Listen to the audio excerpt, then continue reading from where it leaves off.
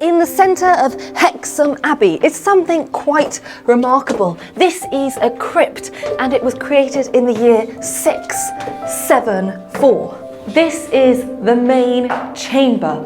Now this used to be a small chapel in which the monks would display the holy relics for pilgrims to view.